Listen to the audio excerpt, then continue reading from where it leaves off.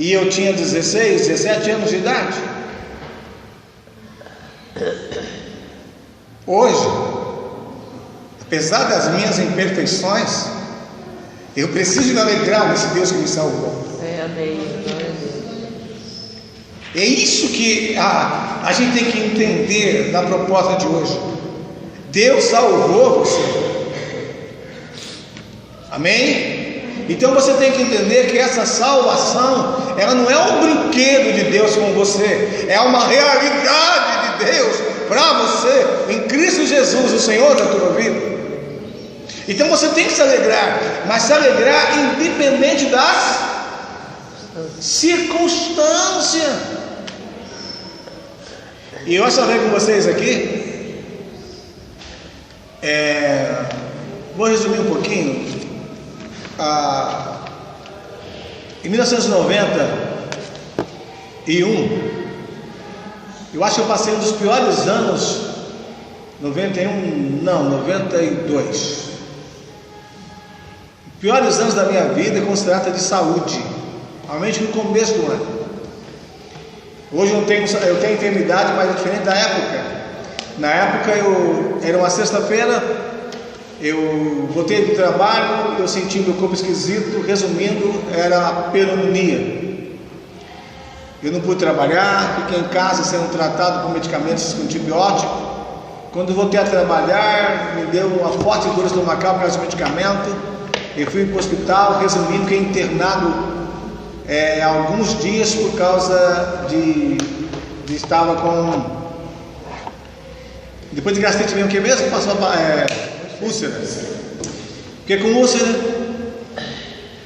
No hospital eu contraí uma infecção intestinal e eu fui sendo consumido pela enfermidade.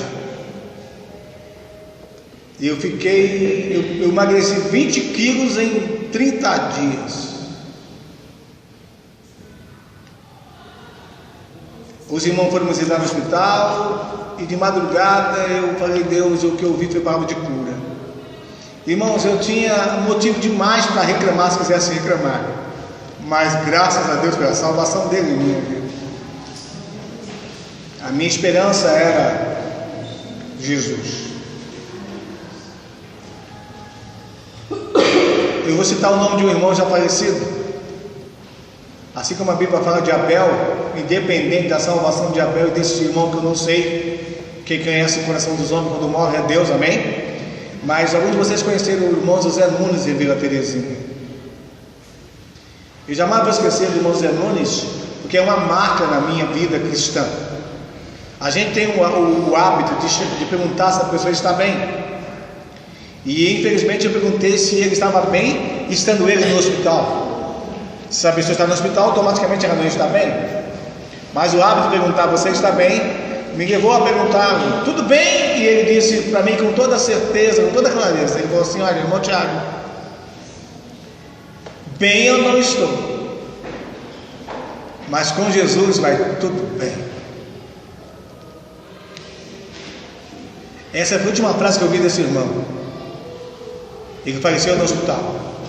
E a última frase que eu ouvi dele foi: com Jesus vai tudo bem.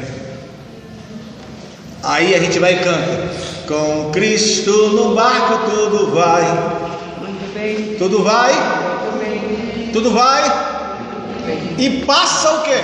Temporal. E passa temporal. Ó, com Cristo no barco passa o temporal. Sabe o que quer dizer isso, irmãos? Mesmo com Cristo no barco você pode ter temporal, mas não quer dizer que você não vai estar bem. Oh, papai amado, com Cristo no barco tudo vai muito bem, vai muito bem, vai muito bem. Com Cristo no barco tudo vai muito bem. E passa o temporal. Há quanto tempo está o temporal na tua vida? Mas você está bem com Cristo? Só pode estar bem com Cristo se ele estiver no barco. Se ele não estiver no barco, alguma coisa está errado. Amém, irmãos? Qual é o próximo tópico? Ah, papai do céu. Aqui tem várias situações de regozijo, não tem várias? Vamos lá resumir. O povo de Israel se alegrou no triunfo. Amém? Amém. Agora, uma coisa é você se alegrar no triunfo. Qual outro tem aí? Vamos ver. Qual é o outro tópico que tem aí?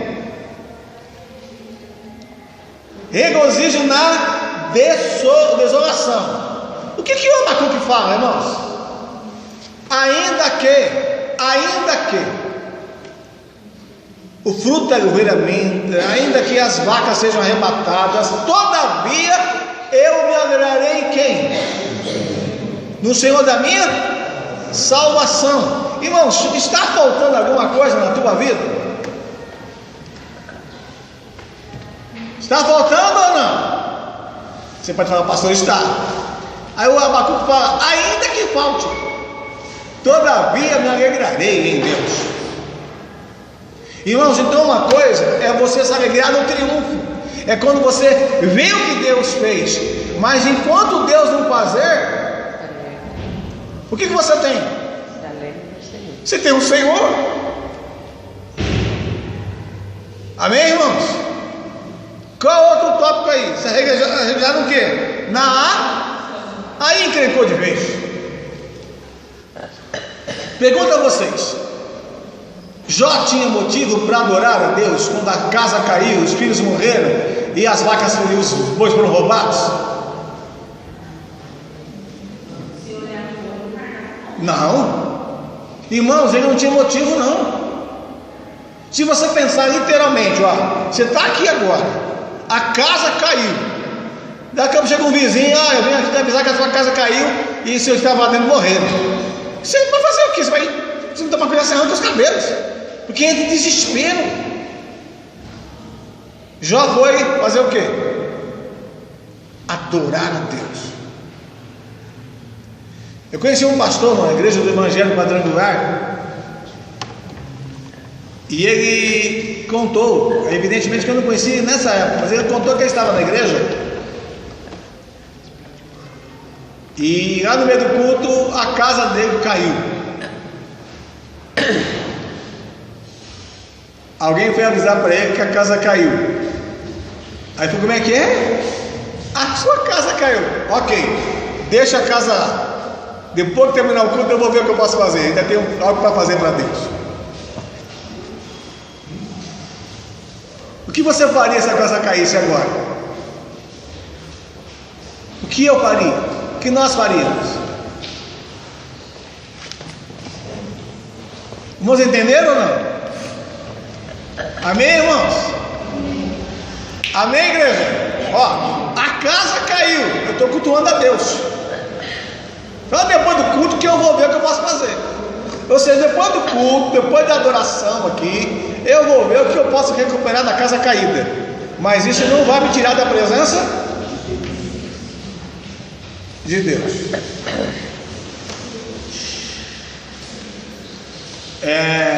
Eu vou contar para vocês uma experiência complicada que eu vivi com a morte. Existem pessoas na nossa vida que são assim quase que especiais ou essenciais na nossa vida. Então, entre tantas pessoas que eu posso chamar como essenciais, tem uma que foi muito importante na minha vida, na minha infância. Essa pessoa foi minha avó. Presta atenção nisso. Como eu perdi meu pai muito cedo, perdi meu pai, eu tinha 1 ano, ou quase 1 ano de vida, não demorou muito, nós fomos morar na casa dos meus avós, aí na Vila Terezinha. Eu estava na casa da minha mãe, nessa época já não morava mais na casa da minha avó, mas minha mãe tinha casado a segunda vez. Aí o meu avô foi procurar a gente, ou meu tio, porque minha avó tinha passado mal. Como eu tinha um pouco mais de velocidade que a maioria da família, eu corri na frente, peguei um táxi levei minha avó para o hospital, aí na freguesia do Ó. E resumindo a história, eu e minha avó eram quase que carne e unha, algo assim. A gente tinha uma amizade muito bonita e eu brincava muito com a minha avó. Irmãos, olha o que eu estou dizendo para vocês. Quando eu fui visitar minha avó, que ela ficou internada, minha avó estava entubada. E só Deus para poder responder a reação da minha avó quando eu disse para ela que eu estava lá. Com licença, vou dizer só um exemplo. Minha avó sentada, eu fazia isso com a minha avó sentada, puxava o cabelo dela, puxava o lenço, e ela já não podia mais correr atrás de mim. Então naquele dia quando eu cheguei no hospital, que eu falei, vó, estou aqui, a minha avó começou a chorar. Entubada, começou a chorar. Sabe o que eu fiz? Saí de dentro do hospital, porque eu não queria ver a minha avó chorando. Resumindo, minha avó faleceu. O dia que a minha avó faleceu, eram 2 da tarde, eu tinha um culto na Avenida Mirim. Eu fui para o culto, no meio do caminho encontrei uma irmã, perguntou como estava a minha avó. Eu falei, a minha avó está na mão de Deus. Entre essa conversa com a irmã, até eu chegar no primeiro culto, a minha avó faleceu. Só que eu não estava sabendo. Do primeiro culto, eu fui para o segundo culto, em outra igreja, na Vila Brasilândia. E nesse inteirinho, entre o primeiro culto e o segundo culto, as pessoas da minha família queriam saber onde eu estava. E aí lembraram que eu ia para o segundo culto. E eu estava ensaiando com os jovens na igreja, quando a notícia chegou para o pastor da igreja que eu congregava, que a minha avó tinha falecido. Eu estava lá ensaiando, todo feliz da vida. Aí o pastor, meio sem jeito, me chamou na salinha pastoral. Ô, irmão Tiago. Falei, que foi, pastor? Vai falar. Sua avó faleceu. Minha avó faleceu. Respirei fundo, falei, Deus sabe de todas as coisas. O que eu digo para vocês, irmãos? Se não fosse o Espírito Santo, eu jamais teria vivido o que eu vivi. Eu era muito ligado à minha avó. E eu tive que fazer o culto fúnebre da minha família. O culto fúnebre da família. Eu tinha 19 anos de idade. Em nenhum momento Deus me permitiu chorar diante da minha família. Eu não chorei nenhuma vez diante da minha família. Quando eu chorei em cima da laje. E fez, Senhor, me consola para me dar força. Irmãos, presta atenção. Quem faz diferença na sua vida é o Espírito Santo. É Ele que te ajuda em todas as circunstâncias, para fazer você não entrar em desespero. Quando Jó perdeu tudo, ele não entrou em desespero, porque Deus era a razão da vida dele. Amém, irmãos? Deus era a razão da vida dele. E aí, irmãos, para a gente chegar ao final da lição de hoje, ela está certa aí, né? Está certa. Então presta atenção. Por que nós temos que exercitar a alegria? Sabe por quê, irmãos? Eu tenho uma notícia séria para dar para você, biblicamente falando. Muito séria. Não é algo novo não, está na Bíblia há mais de 2000 anos. E o cenário que você está vivendo hoje, e que eu estou vivendo hoje, ele vai passar. Você não fique pensando que você vai viver esse cenário até o último dia da tua vida. Ele vai passar. E ele pode passar da maneira que você menos espera. Então abra a Bíblia em Coríntios. A gente já deu essa lição, mas abra a Bíblia em Coríntios, por favor. Capítulo 7. Primeira carta, capítulo 7. Os irmãos acharam? Amém? Acharam ou não? Então lá, alguém lê o versículo 29. 1 Coríntios 7, 29. Irmãos, digo-vos, porém, o tempo se aproxima, assim que se mulher, vivo como se não tivesse. Olhem para mim, por favor. Irmãos, o tempo se abrevia. Pensem comigo, Paulo está escrevendo isso aí há quase 2000 anos atrás. O tempo se abrevia. Ele está dizendo o seguinte: os que são casados vivam como se não fossem. A minha esposa chegou a me passar isso agora. Tem esposa que vai para o marido e fala assim: você é a razão da minha vida, e vice-versa. Só que uma hora um dos dois pode ir para perto do pé junto. Vai passar. Isto é sério, irmãos. O texto continua, versículo seguinte. Tem que pôr no coração isso aí. Vai, versículo seguinte. Os que choram como se não Chorassem, ó. Você tem motivo para chorar? Viva como se não estivesse chorando, porque isso vai passar. Continua. Os que se alegram como se não se alegrassem. A essa alegria aí, irmãos, não é a alegria que nós estamos estudando hoje. Essa alegria é a alegria dentro das circunstâncias da vida. Estão entendendo, irmãos? A circunstância, em vez de quando, traz alegria para você, não traz? Só que essa circunstância também é passageira. Então, tanto que está chorando como está se alegrando, Paulo, vai passar. Continua o texto. Os que compram como se nada possuíssem. Você comprou, você possui. Viva como se você não tivesse comprado. Viva como se você não possuísse o que você comprou. O texto continua. E os que usam as coisas deste mundo como se dele nada usassem, porque a forma deste mundo passa. E os que usam a coisa desse mundo como se não usassem ou não abusassem, porque o mundo passa. Se o mundo passa, irmão, o que acontece com a gente? Cuidado.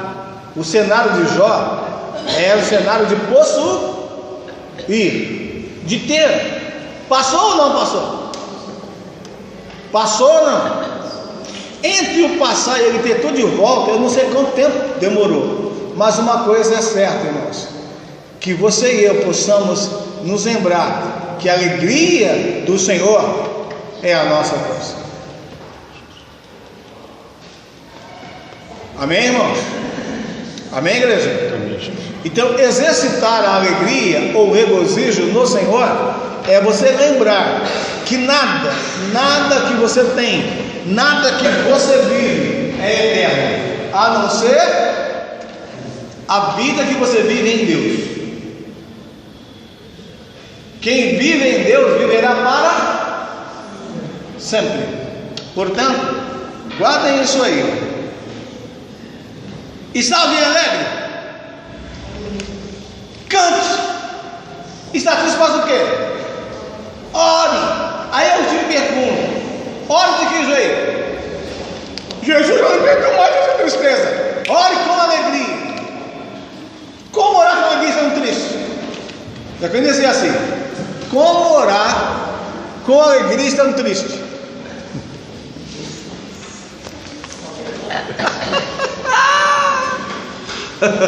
Sabe como orar com alegria estando triste? É você lembrar que é o Senhor que te traz alegria. É quando você ora com ações de graça. Aí você se alegra. Não é alegria de dar risada, irmãos. É alegria do Senhor. Gratidão. Ontem alguém falou assim, eu já estou pensando, alguém falou assim: pastor, eu estou tendo que usar, essa semana foi difícil, eu tive que usar o aparelho de inalador, e o carro ouvindo aquele barulho. Como é que foi? É porque eu ouvindo aquele barulho, eu falei: ainda bem, mano, se ele tivesse ouvido, estaria morto ou surda. Tem que eu me viu, pastor? Eu falei: irmãos, é isso mesmo, e graças a Deus por isso. Amém, igreja? Olha aqui. Irmãos, a ideia é, em toda circunstância, dê graças a Deus. Dentro da circunstância, agradeça a Deus. Aí quando você agradece a Deus dentro da circunstância, o Espírito Santo te alegra. Amém, igreja? Não é a alegria para sair pulando que nem besta, não. Não é alegria masoquista. Eu estou aqui porque eu estou sofrendo. Que é isso, irmão? Não você fazer isso. A ideia do texto não é essa. A ideia é, mesmo em meio à dor, se alegre no Senhor. Então, quando você se alegra no Senhor, você não tem motivo para murmurar, para reclamar. Fechando a lição, então, é o seguinte: o choro pode durar uma noite, mas a alegria vem. Para o choro durar uma noite e a alegria vem pela manhã, do que você precisa durante a noite? E aí? Você canta muito sendo comigo, querida esposa? O choro pode durar. Jesus amado. Versinho, né? Para que a alegria venha de manhã, como você tem que estar durante a noite? De que jeito? O crente não chora em vão, não. O crente não chora. Lembra do hino? Que quando você chora na presença do Senhor, você não chora com um lamento, no sentido de reclamar, de murmurar, mas de se entregar nas mãos de Deus. Fechando então é o seguinte: pratique o exercício do regozijo, desfrutando da presença de Deus. Ele encontro vai estar com você quando? Quando? E no dia mau, irmão, como é que fica? Então, no dia mau ele está com você. Amém, irmãos? Regozijo, ou pratique o exercício de regozijo, exaltando a soberania de Deus. O que foi que Jó falou para a mulher? O Senhor Deus, o Senhor Deus e o Senhor Deus tomou. Bendito seja o nome do Senhor. Amém? Você está alegre? Então eu vou fechar com mais um hino. Satisfação é ter a Cristo, não a melhor. Prazer já visto sou. Agora eu sinto. Satisfação sempre. Amém.